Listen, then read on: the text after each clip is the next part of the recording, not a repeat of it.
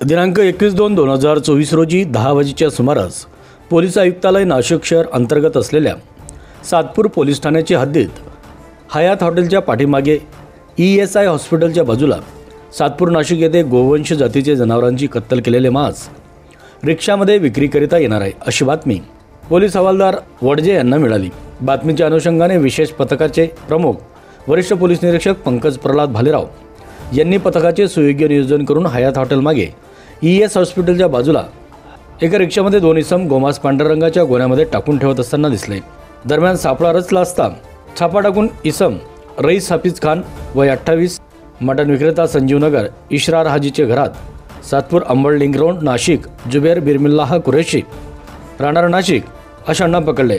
त्यांच्या ताब्यातून 18,750 रुपये किमतीचे जनावरांची कातडी काढलेले मांस रिक्षासह एकूण 40,000 रुपये किमतीचे बजाज कंपनीची ऑटो रिक्षा असा 58,750 रुपयाचा मुद्देमाल जप्त केला। दरम्यान या प्रकरणी गुन्हा दाखल करण्यात आला आहे।